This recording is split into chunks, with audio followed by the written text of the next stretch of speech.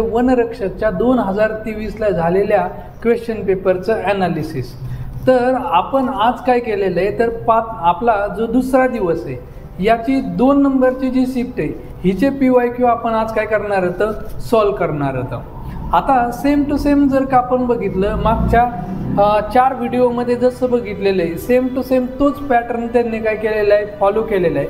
म्हणजेच हे आपलं जे ग्रामर आहे, हे जे ग्रामर आहे हे ग्रामर त्यांनी 18 मार्क्सला विचारलेले, 18 मार्क. आता आपण बघा 18 मार्क्स म्हणल्यानंतरून आपण त्यामध्ये कुणाला ॲड करतो, तर त्यामध्ये आपण पॅराजंबलला ॲड करतो.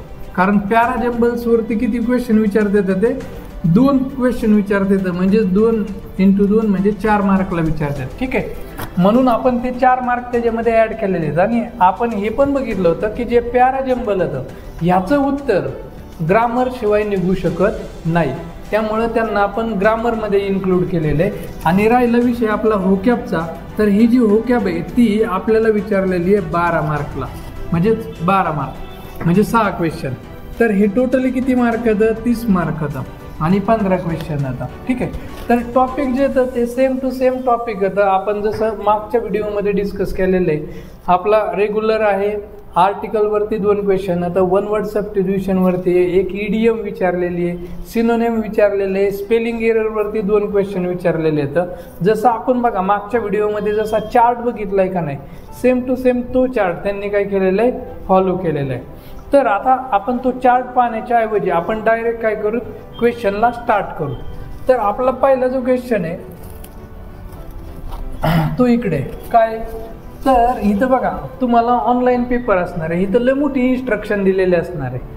तुम्ही काय करायचं, पटकन बघायचं आणि फक्त या शेवटला बघा इथं काय दिसतंय, स्पेलिंग एरर. काय दिसतंय, स्पेलिंग एरर.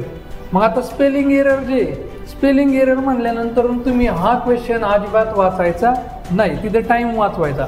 तुम्ही डायरेक्ट काय बघायचे, तर ऑप्शन बघायचे. तर ठीक आहे, आता हे ऑप्शन पाहताना मग तुम्हाला काय करावं लागणार आहे, ह्या सर्वांचं स्पेलिंग चेक करावं लागणार आहे.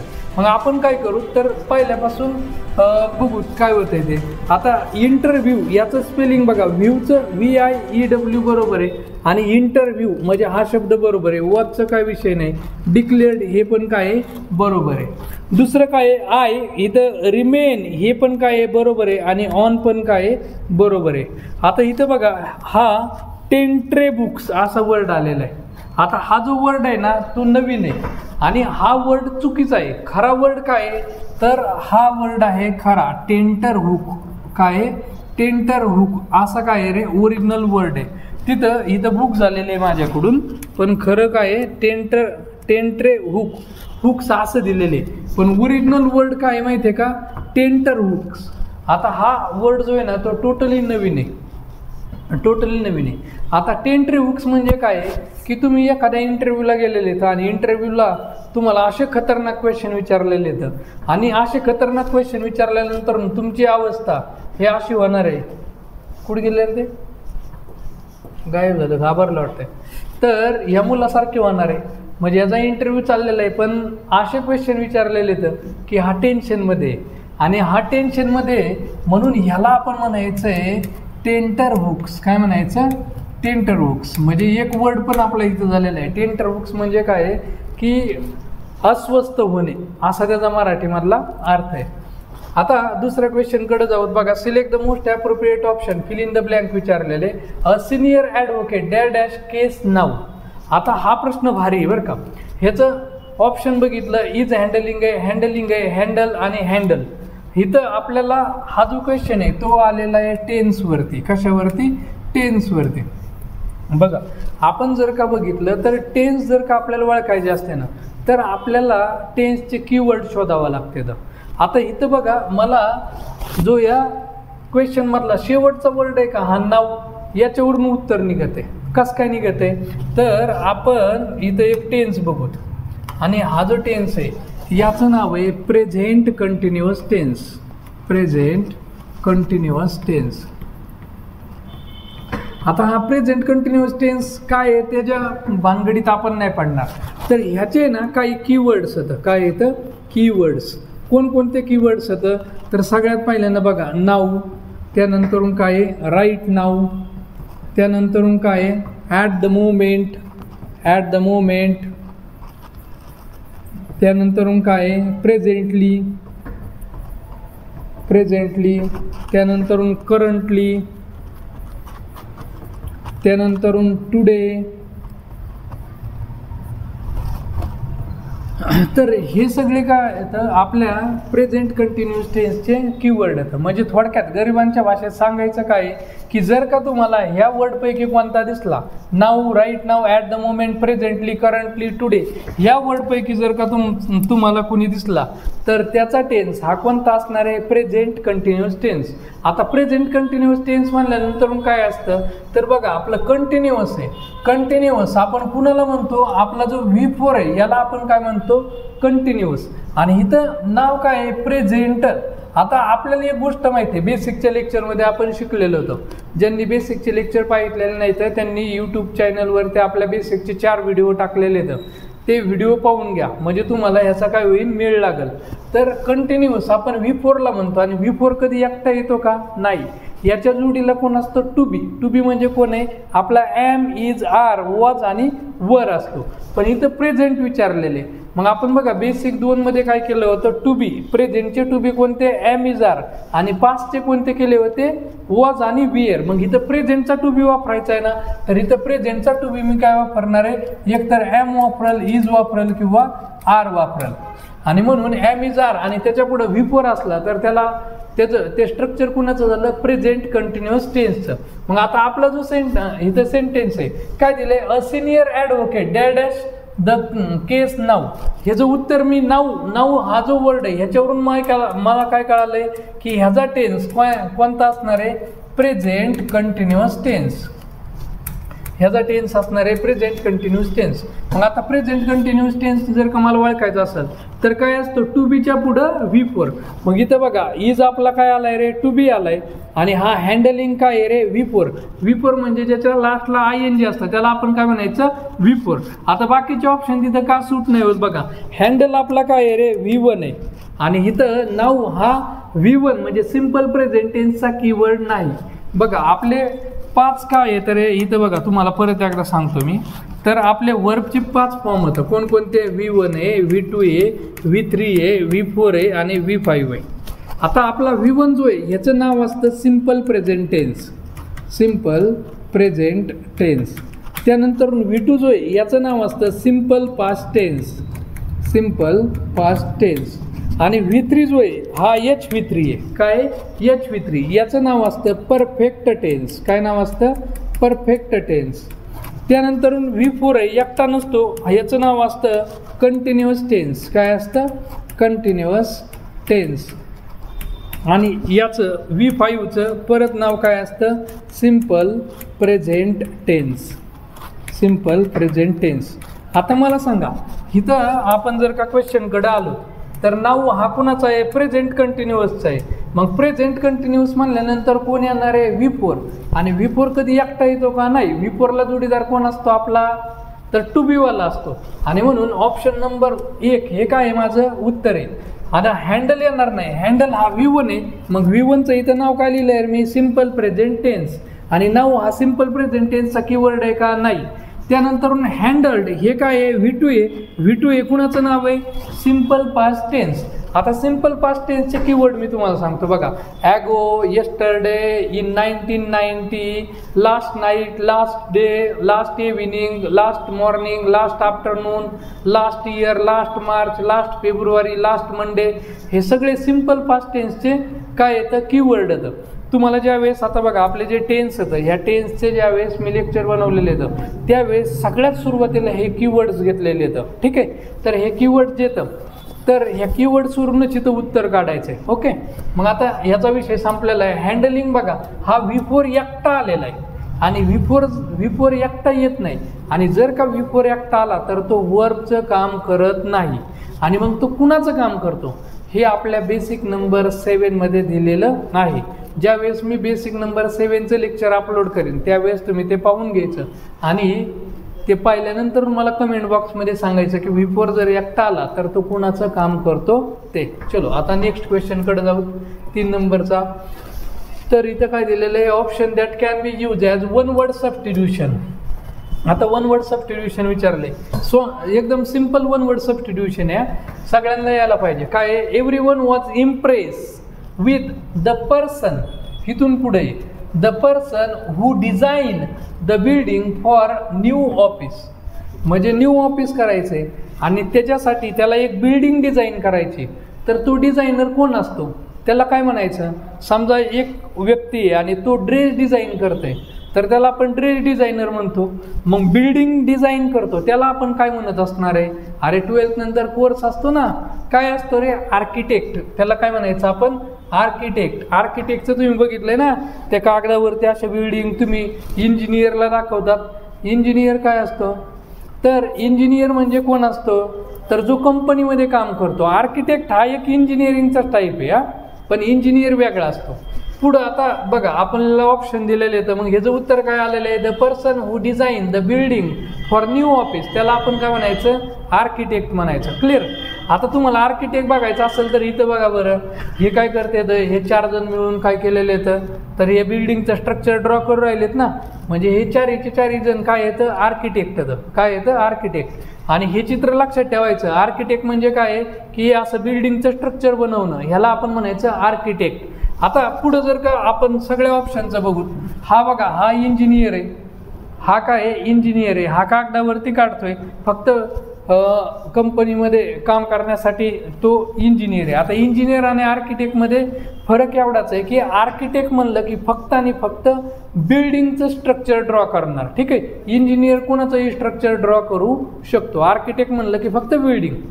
आता नेक्स्ट बघा, इथं ही मुलगी दिसते, काय दिसते बरं? इथं ही मारते ना धनुष्य. कुणाला मारते? तुम्हाला मारते काय? एखादा झोपला असेल त्याला लागायला पाहिजे तेव्हा. लेक्चर पाहता पाहता जर झोपलेला असेल तर ही जी मुलगी आहे ही काय करते? तर हा धनुष्यबाण, त्याला बो म्हणतो, आणि हा बाण आहे म्हणजे हा धनुष्य याला म्हणायचं बो, आणि हा जो बाण आहे ह्याला म्हणायचं ॲरो. मग इथं बघा इथं ऑप्शन एक दिलेला आहे. काय दिलेलं आहे? आर्चर. काय दिलेलं आहे? आर्चर. जॉफ्रा आर्चर माहिती ना सगळ्यांना, बॉलर तो इंग्लंडचा, तो आर्चर नाही. हे आर्चर म्हणजे काय आहे? तर धनुष्यबाण मारणे, त्याला आपण काय म्हणायचं? आर्चर. Okay, done. आता त्याच्या पुढं बघा इन्व्हेंटर. आता इन्व्हेंटर, आपण तर इन्व्हेंटरच राहू, आहे का नाही? तुम्ही काही पण शोध लावतात खतरनाक, लायब्ररीमध्ये बसल्या जागेवरती एखादा शोध लावते. पण इन्व्हेंटर म्हणजे इथं जर का तुम्ही एक इमेज बघितली तर बघा, ही मुलगी काही इन्व्हेंट करते काहीतरी, बरोबर आहे? इन्व्हेंट म्हणजे काय? शोध लावणारा. ठीक आहे, मग आता बघा हा जो आपला क्वेश्चन होता ह्याच्यामधून आपल्याला 4 वर्ड माहिती झाली. आर्किटेक्ट म्हणलं की तो बघा बिल्डिंग बनवणारा, त्याला आर्किटेक्ट म्हणायचं. आर्चर म्हणलं की धनुष्यबाण मारणारा, आणि इन्व्हेंटर म्हणलं की सायंटिस्ट लोक काहीतरी इन्व्हेंट करतात, नवीन शोध लावतात. ठीक आहे, तुम्ही पण शोध लावतात ना लायब्ररीमध्ये, कोण कोणासोबत बोलतंय ते, तुम्ही पण इन्व्हेंटरच झाले. ठीक आहे, आता 4 नंबरचा क्वेश्चनकडे येऊत आपण.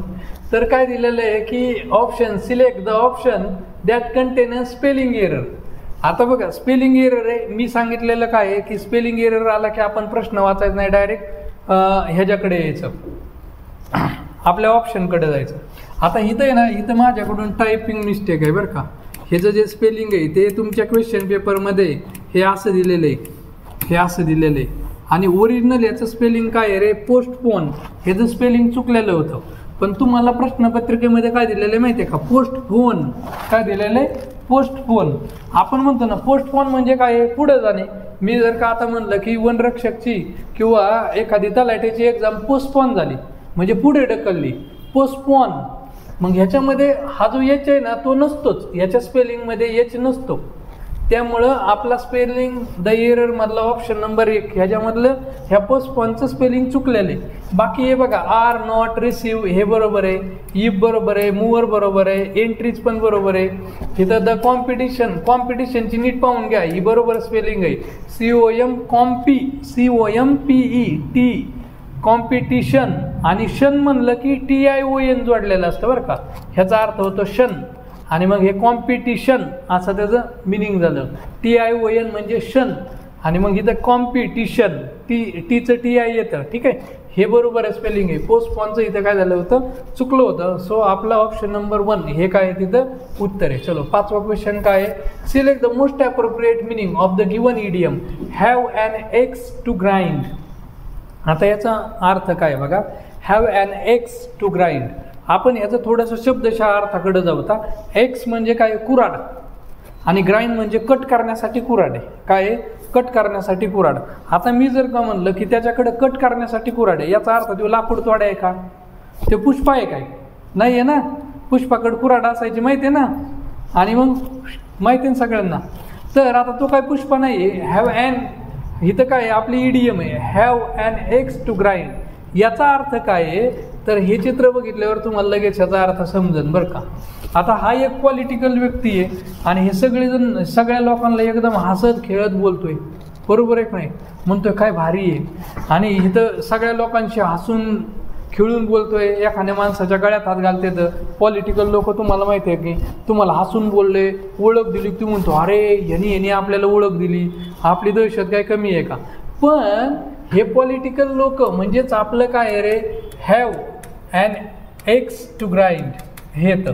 म्हणजे याचा अर्थ काय आहे की ते आपल्याला हसून बोलले तर, पण त्यांचा मेन उद्देश काय असतो, आपल्याला लुबाडून पैसे मिळवायचे, म्हणजे निवडून यायचं आणि काय करायचं, पैसे मिळवायचे. मग हा जो पॉलिटिकल आहे ह्याचं पण बघा इथं वरती पैसे, ह्या लोकांकडून पैसे खेचतोय ना हा, म्हणजे ह्या लोकांना हसण्यामागं ह्या माणसाचं मोटिव्ह काय आहे, तर स्वार्थीपणाचा उद्देश आहे. म्हणून काय ह्याचं मिनिंग काय आहे, तर have an axe to grind म्हणजेच काय आहे, सेल्फिश मोटिव्ह. काय आहे, सेल्फिश मोटिव्ह. सेल्फिश म्हणजेच काय आहे, स्वार्थी. ठीक आहे, मग ऑप्शन किती आहे आता बघा आपला इथं, have an axe to grind ह्याचं काय येणार आहे, option number 2 have a selfish motive. आणि ती इमेज आय थिंक तुमच्या लक्षात राहील. चलो मग आगे क्वेश्चनकडे जाऊत आता. तर 6 नंबरचा बघा, सिनोनिम विचारले.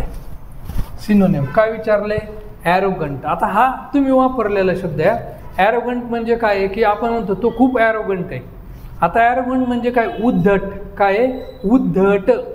आणि हा जो ॲरोगंट आहे ह्याला आपल्याला काय करायचं आहे, सिनोनिम म्हणजे समानार्थी शब्द शोधायचा आहे. आता स्ट्रॉंग. स्ट्रॉंग म्हणजे काय, मजबूत. आता समजा डोले शोले त्या खांद्याला, मग याचा अर्थ असा नाही आहे ना तो खूप स्ट्रॉंग आहे, पण तो ॲरोगंट आहे म्हणजे उद्धट आहे, असा अर्थ होतो का, नाही. म्हणून हा 3 नंबरचा ऑप्शन तर आपला गेला. क्रुएल. क्रुएल म्हणजे काय, तर दृष्ट, एकदम खडूस असा व्यक्ती. मग क्रुएल आहे. क्रुएल याचा अर्थ ॲरोगंट असा होत नाही, त्यामुळं हा ऑप्शन पण गेला. तर ह्याचं उत्तर काय येणार आहे, व्हेन. काय आहे, व्हेन. VAIN. कळालं. आणि हा जो व्हेन आहे, व्हेन म्हणजेच काय आहे, तर ॲरोगंट. काय आहे, ॲरोगंट. कळालं, राहीन का लक्षात. आणि स्ट्रिक्ट म्हणजे काय आहे, तर नियमाला धरून राहणारा. पण नियमाला धरून जरी राहत असला तर तो याचा अर्थ असा नाही आहे ना तो ॲरोगंट आहे. म्हणजे एखादा आहे की एखादा तुमच्यापेक्षा वयाने मोठा व्यक्ती आहे की 60-70 वर्षाचा एखादे आजोबा, आणि तुम्ही इकडे असं म्हणू शकता का, नाही. ह्याला आपण काय म्हणायचं, ॲरोगंट. काय म्हणायचं, ॲरोगंट. उद्धटपणे बोलणे, किंवा ॲरोगंट म्हणजे काय, उद्धटपणा असणे, स्वतःबद्दल सेल्फ ऑब्सेस असणे, याला आपण म्हणायचं ॲरोगंट. तर आता बघा हा जो वेन आहे ना, ह्या वेनवरून बघा हे VAIN, हे वेन म्हणजेच काय, ॲरोगंट. हे जे स्पेलिंग लक्षात ठेवायची बरं का, VAIN. दुसरं वेनचं स्पेलिंग वेगळं असतं आणि त्याचं मिनिंग पण काय आहे, वेगळं असतं. वेन्स असतात ना आपल्या बॉडीमध्ये, त्या वेनचं स्पेलिंग वेगळं आहे. कमेंट बॉक्समध्ये त्या वेनचं स्पेलिंग मला लिहून पाठवायचं आहे.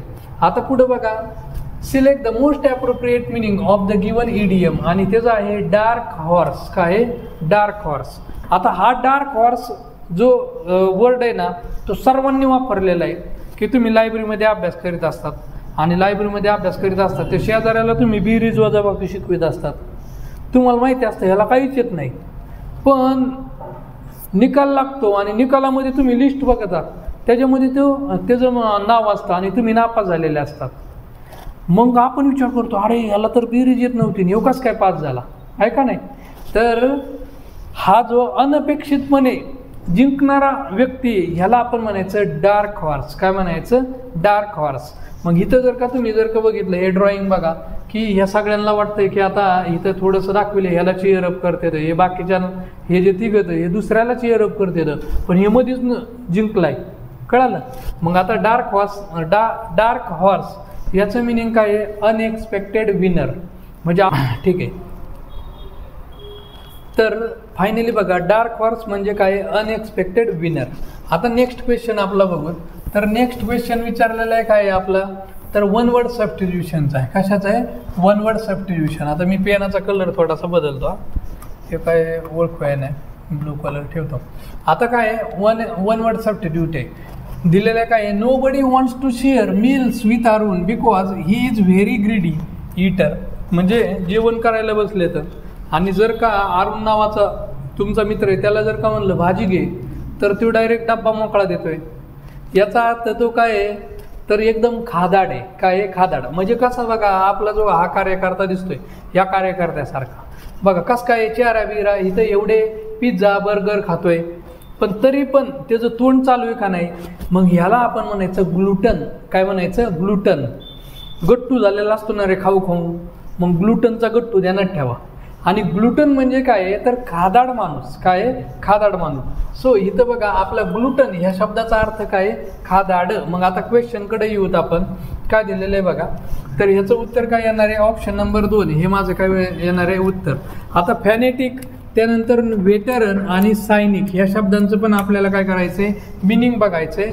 आणि आपण जर बघितलं तर हे ओकॅप कंटिन्यू काय झालेले तर रिपीट झालेले तर आपल्या TCS पॅटर्नला.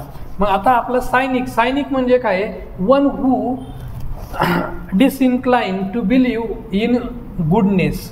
म्हणजे काय की असा व्यक्ती ज्याला फक्त दोषच दिसतात. म्हणजे कोणती जरी गोष्ट असेल तर त्याच्यामधले निगेटिव्ह पॉईंटच शोधणार. म्हणजे समजा जर का आपण म्हणलं की शेजाऱ्याने घर घेतलं तर लगेच म्हणणार काय नाही कर्ज काढूनच घेतलेलं आहे बरोबर. त्यांनी गाडी घेतली अरे काय नाही हप्त्यावर घेतलेली आहे. मग हे काय म्हणजे एखादी गोष्ट चांगली आहे ना अरे गाडी घेतली वाव कॉंग्रॅच्युलेशन म्हणायचं ना तर त्याच्यामधले निगेटिव्ह पॉईंटच काढणार. तुम्ही अभ्यासाला आले तर काय म्हणणार काय नाही ते पास नसतं. मग असे जे व्यक्ती जे भावना शून्य आहेत त्यांना आपण म्हणायचं सायनिक. काय म्हणायचं सायनिक म्हणजे काय जे फक्त आणि फक्त निगेटिव्ह गोष्टीच पाहतात चांगल्या गोष्टी अजिबात पाहत नाहीत त्यांना आपण म्हणायचं सायनिक. मग तुमचा बघा आसपासला कोण सायनिक आहे ते तुम्हीच ठरवा आणि त्याच्यावरून तो वर्ड देऊन टाका. जो कुणी असा व्यक्ती असेल तुमच्या संपर्कामधला की जो निगेटिव्ह पॉईंटच शोधतो त्याला तुम्ही डायरेक्ट म्हणा सायनिक. आणि मग ते सायनिक म्हणजे दुसऱ्यामधले दोष पाहणार. आता वेटरन. आता बघा वेटरन म्हणजे काय इथं सचिन तेंडुलकरचा फोटो दाखवलेला आहे मी राईट. आणि सचिन तेंडुलकर आपल्याला माहिती आहे गॉड ऑफ क्रिकेट बरोबर.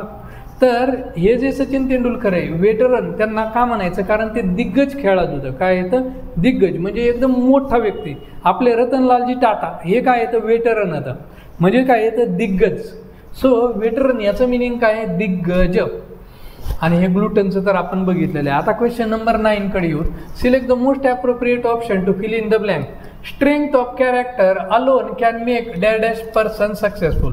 आता इथं बघा ऑप्शनवरून ॲन वन द आणि असं दिलेलं आहे. याचा अर्थ हा क्वेश्चन कोणाचा आहे माझा आर्टिकल. कोणाचा आहे आर्टिकल्स. मग आता हा आर्टिकल्सवरचा आहे का नाही तर इथं बघा आर्टिकल्स शोधताना मी फक्त हे नावून बघणार काय दिसतंय रे मला पर्सन. आता पर्सन म्हणल्यानंतर मला सांगा एक माणूस झाला का 10 माणसं झाले. एकच माणूस झाला ना. पर्सन्स असतं तर एकापेक्षा अनेक झाले असते आणि तिथं पर्सन दिलेलं आहे. याचा अर्थ तो माणूस माझ्या ओळखीचा आहे का अजिबात नाहीये. मी जर का स्पेसिफिक नाव दिलं असतं समर्थ नाव दिलं असतं तर तो माझ्या ओळखीचा आहे. पण पर्सन कोणतरी व्यक्ती कोण आहे ते माहिती आहे का नाही म्हणजेच तो इनडेफिनाईट आहे. आणि मग इनडेफिनाईट असेल तर आपण बघा पहिल्या 4 लेक्चरमध्ये हेच पाहतोय की आपले जे आर्टिकल आहेत हे 2 टाईप. इनडेफिनाईट म्हणजे ओळखीचे नसल्यानंतरून. इनडेफिनाईट सिंग्युलर काउंटेबल नाऊन असेल तर आपण काय वापरतो आर्टिकल ए किंवा एन वापरतो. आणि जर का डेफिनाईट आणि काउंटेबल और अनकाउंटेबल नाऊन असेल तर आपण आर्टिकल द वापरतो. इथं हा आपला पर्सन बघा कसा आहे रे सिंग्युलर आहे आणि काउंटेबल आहे. कसा आहे काउंटेबल. आणि सिंग्युलर काउंटेबल नाऊन असेल तर इथं आपण काय वापरायचा आर्टिकल ए. सो माझा आन्सर काय असणार आहे 4 नंबरचा ऑप्शन आणि ए इथं काय आहे उत्तर आहे. मग हे सेंटेन्स कसं असणार आहे strength of character alone can make a person successful. आता पॅराजंबल आलेले. आता हे जे पॅराजंबल आहे, ह्या पॅराजंबलवरून तुम्हाला 2 ट्रिक्स समजणार आता. ठीक आहे. आता पॅराजंबलचं बघा, कायम लक्षात ठेवा, सगळ्यात महत्त्वाचं पॅराजंबल सोडवताना त्याच्या मिनिंगवरून सगळ्यात पहिल्यांदा सोडवण्याचा ट्राय करा. आणि जर का मिनिंगवरून तुम्हाला उत्तर येतच नसेल तर मी सांगितलेल्या ह्या आयडिया तुम्ही तिथं काय करायच्या, ॲप्लाय करायच्या. सगळ्यात पहिल्यांदा आपण ऑप्शनकडे बघायचे. तर ऑप्शन बघा, ह्याचं बघा, तर 4चं पहिलं ऑप्शन काय रे, C C C C. Okay. याचा अर्थ आपल्याला एक गोष्ट कळाली की हे जे सी सेंटेन्स आहे, हे सी सेंटेन्स माझं 1 नंबरला आहे. ठीक आहे. आणि पॅराजंबल म्हणजे बघा, जे पहिल्यांदाच व्हिडिओ पाहते त्यांनी पहिल्यापासून व्हिडिओ पहा. तर पॅराजंबल म्हणजे काय आहे की तुम्हाला 4 सेंटेन्स दिलेले आहेत, ते तुम्हाला सिरियली सिक्वेन्सनी लावायचे, ह्याला आपण म्हणायचं पॅराजंबल्स. ठीक आहे. मग आता ह्याच्या ऑप्शनवरून मला एक कळालं की सी नंबरचं सेंटेन्स जे आहे ना, ते माझं 1 नंबर आहे. आता इथं मी आयडिया सांगणार आहे. इथं पहिलं वर्ड बघायचा, इथं काय आहे, मोर ओव्हर, इथं काय आहे रे, फर्स्ट ऑफ, आणि इथं काय आहे, अल्सो. हे पहिले वर्ड होतं. आता बघा, कायम लक्षात ठेवायचं, जर का तुम्ही बोलताना फर्स्ट, सेकंड, थर्ड असं जर का बोलत असताल तर फर्स्टच 1 नंबरला बोलतो का नाही, आपण म्हणणार आहे का थर्डली किंवा थर्ड असं म्हणणार आहे का सुरुवातीला, नाही. आपण कायम बोलताना काय म्हणणार आहे, तर फर्स्ट. आणि म्हणून हे जे फर्स्ट आहे का नाही, हे फर्स्ट म्हणजे आपलं जे बी आहे ना, हे माझं 2 नंबरचं सेंटेन्स आहे. किती नंबरचं आहे, 2 नंबरचं. आणि म्हणून सी नंतरून मला काय पाहिजे माहिती आहे का, बी पाहिजे. आणि इथं पहिल्या नंबरच्या ऑप्शनमध्येच आहे फक्त सी नंतरून बी. इथं बघा, सी नंतरून डी हे चुकीचं आहे, सी नंतरून ए चुकीचं आहे, सी नंतरून डी चुकीचं आहे. म्हणजे उत्तर निघलं. मग आता हा जो पॅराजंबल आहे ह्याच्यावरून आपण उत्तर कसं काढलं बघा. एक ऑप्शन होता, या ऑप्शनमध्ये बघितलं सगळे ऑप्शन सीचे होते. याचा अर्थ इथं काय असणार आहे रे, सीचंच माझं पहिलं सेंटेन्स आहे. आणि जर का सेंटेन्समध्ये first of, second of, third of, fourth of असं जर का आलं तर ऑब्वियसली पहिलं सेंटेन्स हे फर्स्टचंच असणार. सो इथं फर्स्टचं माझं 2 नंबरचं सेंटेन्स आहे आणि त्याच्यावरून माझं उत्तर निघलेलं आहे. पुढचं मला वाचण्याची काहीही गरज नाही. चलो, आता नेक्स्ट आहे 11 नंबरचा, select the most appropriate option to fill in the blank. The place was dash cold and, इथं डॅम्प झालेलं आहे, इथं डम. तर इथं तुम्हाला हा जो क्वेश्चन आहे तो कोणावरती आहे, कंजंक्शन. कोणावरती आहे, कंजंक्शन्स ह्याच्यावरती. आता हे ऑप्शन जे येतं ते मी काय करतो, थोडेसे एक्सप्लेन करतो तुम्हाला. इथं बघा, इथं काय दिलेलं आहे, इवन आणि अल्सो, आणि दुसरा ॲज. आता ॲजचं मी तुम्हाला सांगतो बघा. हा जो ॲज आहे, हा ॲज आणि हा ॲज ह्या दोघांची जोडी असते. आणि हा आपण ॲज कधी यूज करायचा, तर आपल्याला कंपॅरिझन करायचं आहे. काय करायचं आहे, कंपॅरिझन. म्हणजे समजा मी जर का म्हणलं की इथं बघा, एक चित्र काढतो मी. हा काय आपला राहुल आहे, हा काय आहे, राहुल, नाव देतो त्याला राहुल. ठीक आहे. आणि इथं हे काय आहे आपले, हे राहुल, आणि हे जे जोडीदारीन कोण आहे, शिल्पा आहे. ठीक आहे, शिल्पा आहे. आता बघा, ह्या ड्रॉइंगमध्ये बघा, राहुल आणि शिल्पा यांची जी हाईट आहे ती जवळजवळ सेम आहे का नाही रे, जवळजवळ सेम आहे का नाही. मग ज्या वेळेस आपण एखाद्या गोष्टीचं कंपॅरिझन करणार आहोत, समान कंपॅरिझन करणार आहोत, त्यावेळेस त्याला आपण काय, तिथं आपण काय वापरायचं, ॲज. म्हणजे मी काय म्हणणार आहे, Rahul is as tall as Shilpa, किंवा Shilpa is as tall as Rahul असं बोलणार आहे. सो ॲज कधी वापरायचं, आपण दोघांमध्ये कंपॅरिझन केलं, दोघांमध्ये काय केलं, कंपॅरिझन केलं. तुम्ही म्हणता ना, अरे ते माझ्या इतकाच हुशार आहे, नाही का नाही. म्हणजे तुमचा जो मित्र असणार आहे, Deepika is as clever as Rahul असं म्हणू शकतो. म्हणजे दोघांमध्ये समान तुलना जर केली आपण, तर तिथं आपण काय वापरायचं, ॲज. ठीक आहे, डन. मग इथं ॲजचा विषय संपला का. इथं काय आहे, the place was cold dash डम. आता इथं याचा विषय संपला. ॲज हे कंपॅरिझनसाठी वापरतात, इथं काय वापरलं जाणार नाही. आता इथं बघा, नॉट ओनली आणि बट ऑल्सो हे 3 नंबरचं उत्तर आहे, त्याला एक्सप्लेन करतो. तर नॉट ओनली आणि बट ऑल्सो कधी वापरायचं, तर 2 गोष्टी आपल्याला काय म्हणायचं की, आता समजा एखादा इथं हा राहुल आहे, मी काय म्हणलं, राहुल हुशार पण आहे आणि काय म्हणू, अजून हुशार पण आहे, आणि अजून काय म्हणू, हुशार पण आहे आणि क्रुएल पण आहे, खडूस पण आहे असं म्हणून. ठीक आहे. मग आता राहुलमधले 2 कॅरेक्टर सांगितले की नाही, हुशार आणि क्रुएल, हे 2 कॅरेक्टर सांगितले. मग त्यावेळेस मी काय म्हणणार आहे की राहुल जो आहे ना तो फक्त हुशारच नाही, तो क्रुएल पण आहे. मग यावेळेस या दोन म्हणजे थोडक्यात 2 ॲडजेक्टिव्हमध्ये कंपॅरिझन जर करायचं असेल तर आपण नॉट ओनली वापरायचं असतं. काय वापरायचं असतं? Not only. म्हणून इथं काय येणार आहे, नॉट ओनली बट ऑल्सो. म्हणजे बघा प्लेस कशी आहे, the place was not only cold but also डम. म्हणजे ही जी प्लेस आहे ती फक्त थंडच नाही आहे पण एकदम डम्प म्हणजे दमट अशी आहे. कळालं? मग त्यावेळेस आपण काय म्हणणार आता, तिथं आपण काय वापरणार आता, कोणतं कंजंक्शन वापरणार आता, नॉट ओनली बट ऑल्सो. कळालं का रे तुम्हाला? नॉट ओनली बट ऑल्सो कळालं का? नॉट ओनली बट ऑल्सो कळालं का? म्हणजे समजा आता इथं बघा आपली शिल्पा आहे, ही शिल्पाचे 2 कॅरेक्टर सांगितले मी. ही शिल्पा कशी आहे, क्लेवर आहे बरोबर, आणि दुसरी काय आहे तर ब्युटिफुल पण आहे. काय आहे? ब्युटिफुल. बघा ना तुम्हाला चित्रामध्ये दिसत असेल कसली सुंदर आहे शिल्पा. तिचे वेण्या ते कोणत्या तरी मुलीचे आहेत का? विषयच नाही घ्यायचा. शिल्पासारखी दिसायला विषय घ्यायचा नाही. माझ्यासारखे ड्रॉइंग तुम्हाला कधीच काढायला येऊ शकत नाही.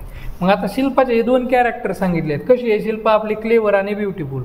मग मला सांगा फक्त शिल्पा क्लेवरच आहे का? नाही, शिल्पा क्लेवर पण आहे आणि हुशार पण आहे. मग त्यावेळेस आपण not only but also use करणार. म्हणजे आपण काय म्हणणार, Shilpa is not only clever but also beautiful. कळालं काय? म्हणजेच थोडक्यात गरिबांच्या भाषेत सांगू का रे, 2 गोष्टीत कंपॅरिझन करायचं असेल तर ॲज वापरायचं, सिमिलर कंपॅरिझन. पण 2 कॅरेक्टर होतं, 2 ॲडजेक्टिव्ह होतं. ठीक आहे. ह्या 2 ॲडजेक्टिव्हमध्ये आपल्याला सांगायचं की हा असाच नाही तर काय असा पण आहे. त्यावेळेस आपण काय वापरणार तर नॉट ओनली बट ऑल्सो. आता समजा आपण जर बघितलं की आपलं महारथी करणे तो फक्त शूरच आहे का? नाही, तो कसा आहे, काइंडफुल पर्सन आहे का नाही? मग आपण काय म्हणणार तर Karna was not only brave but also a kindful person. म्हणजे कर्ण हा कसा आहे की फक्त ब्रेवच नाही आहे तर दयाळू माणूस पण आहे. हे कळालं? मग हे झालं नॉट ओनली बट ऑल्सो. आता हे बोथ आणि ॲज वेल आहे ना, हे बोथ आणि ॲज वेल आपण नेक्स्ट व्हिडिओमध्ये ते काय करतो मी तुम्हाला डिटेलमध्ये एक्सप्लेन करेन तुम्हाला, कारण तुम्हाला जास्त जड होईल. तुम्हाला आता बघा ह्या क्वेश्चनमधून हे ॲज आणि नॉट ओनली बट ऑल्सो कधी वापरायचं ते समजलेलं आहे. आणि आपला जो रेकॉर्डेड कोर्स आहे किंवा हायब्रिड बॅच आपली सुरू झालेली आहे की ज्या बॅचला तुम्ही जॉईन करू शकता, तर ही जी हायब्रिड बॅच आणि रेकॉर्डेड बॅच आहे ह्याच्यामध्ये बघा नॉट ओनली बट ऑल्सो आणि हे ॲज हे जे कंजंक्शन आहेत ना ते एकदम डिटेलमध्ये आपण काय केलेलं आहे तर डिस्कस केलेलं आहे. मी बघा आपल्या व्हिडिओच्या डिस्क्रिप्शनमध्ये ॲपची लिंक मी टाकून दिलेली आहे. तिथं क्लिक केलं की तुम्ही काय करायचं, सब्जेक्ट वाईज कोर्सेस किंवा कोर्सेसमध्ये क्लिक करायचं. तिथं तुम्हाला काय होईल तर इंग्लिशचे आपले 3 कोर्स दिसते ना. एक म्हणजे काय MPSCचा कोर्स असेल, दुसरा असणार आहे TCS पॅटर्नचा कोर्स आणि तिसरा आपला वनरक्षकचा आहे. ठीक आहे. मग हा वनरक्षकचा कोर्स तुम्ही बाय करू शकता आणि वनरक्षकचा कोर्स एकदम कमी प्राईजला आहे. म्हणजे प्राईजच नाही म्हणलं तरी चालेल, कारण 3 महिन्याचा कोर्स तुम्हाला फक्त आणि फक्त 250 रुपयामध्ये मिळणार आहे. त्याच्यामध्ये तुम्ही 6 महिन्याचा घेतला तर 350 रुपयाला आहे. सरळ सेवाचा कोर्स पण तिथं दिलेला आहे आणि MPSCचा पण कोर्स दिलेला आहे. आता बघा हे 3 कोर्स जे आहेत ना त्याच्यामधले सेंटेन्स एक्झाम्पल टोटली वेगळे येतं. सरळ सेवामध्ये TCS पॅटर्नचा येतो, त्याच्यामध्ये सगळे जे आहेत ना ते एक्झाम्पल आपण TCSचे म्हणजेच तलाठी असणारे, वनरक्षक असणारे, माडा असणारे, त्यानंतर BMC असणारे, ह्या जेवढ्या काही एक्झाम झालेल्या आहेत ह्या सर्व एक्झामचे PYQ असे टॉपिक वाईज सेपरेट केलेली मग ती बॅच बनवलेली आहे. ठीक आहे. सो ज्यांना घ्यायचे असेल त्यांनी ॲपच्या तिथं आपल्या डिस्क्रिप्शनमध्ये जायचं आणि डिस्क्रिप्शनमधून तो कोर्स तुम्ही ॲपवरती गेले प्ले स्टोअरवर जाऊन ॲप डाउनलोड करा आणि तिथून कोर्स तुम्ही काय करू शकता, परचेस करू शकता. आता ॲडव्हर्टाइजमेंट खूप झालेली आहे. आता आपल्या क्वेश्चनकडे जाऊ. 12th नंबरचा आहे. हे 12th नंबरचं पण काय आहे, पॅरा जंबलच आहे. आता पॅरा जंबलमध्ये सगळ्यात पहिल्यांदा तुम्ही ऑप्शन बघायचे. काय आहे ऑप्शन, इथं C दिलेलं आहे, इथं C दिलेलं आहे, इथं D दिलेलं आहे आणि D दिलेलं आहे. याचा अर्थ 1 नंबरचं सेंटेन्स माझं C असणार आहे किंवा D. मग मी C आणि D कडेच लक्ष देणार डायरेक्ट. आता बघा C नंबरचा काय आहे माझा चिल्ड्रन आहे, प्लुरल आहे, आणि इथं D नंबरचा काय आहे, डिअर आहे. आता मला इथं उत्तर निघत आहे. जे सायन्सला तर त्यांना कळालं असन, किंवा 10वीला आपण बघा म्हणत असतो की कोणतंही काय असन की त्याचे एवढे टाईप होतं. देअर आर 2 टाईप्स ऑफ, असं म्हणतो का नाही आपण. म्हणजे कोणतीही गोष्ट सुरू होताना देअर आर हे सुरुवातीला असतं, देअर हे सुरुवातीला असतं. आणि मग इथं बघा there are different purposes of reading, म्हणून हे डी जे आहे ना ते माझं काय 1 नंबर. गरिबांच्या भाषेत सांगू का, देअर आर डिफरंट काइंड्स किंवा देअर आर 2 टाईप्स असं जर का आलं तर ते तुमचं पहिलं सेंटेन्स असतं, विषय संपला. मग डी आपला इथं पहिला ऑप्शन हे गेला, सी वाले कट करून टाकायचे, म्हणजेच डी 1 नंबर आहे आपल्याला. आता डी नंतरून आपल्याला बघायचं आहे, डी नंतरून ए येणार आहे का सी येणार आहे. ठीक आहे, आता बघा there are different purposes of reading. See काय, children reading for their pleasure rarely stop to ask about the words, आणि one of them is deriving pleasure they want to get on with the story. आता D नंतरून A पाहिजे का, there are different purposes of reading, one of them is deriving pleasure. मग आता इथं बघा ना, इथं काय म्हणलेलं आहे की त्याचे वेगवेगळे पर्पज असतं आणि त्यामधला वन ऑफ म्हणजे एक दिलेला आहे. सो डी नंतरून ए पाहिजे आणि म्हणून काय असणार आहे, डी नंतरून ए असणार आहे, one of them is deriving pleasure. So option number 4 हे माझं काय असणार आहे, ॲन्सर असणार आहे. आणि इथं काय आहे, जर का आपण याला लिंक केलं, there are different purposes of reading, children reading for their pleasure rarely stop to ask about works, त्यानंतरून काय येतं आहे तर B, they want to get on with the story, one of them is deriving pleasure. So हे उत्तर 4 नंबरच आपलं बरोबर आहे. आता पुढे बघा, select the most appropriate option to fill in the blank. It is cyber crime that are dominating the modern crime world.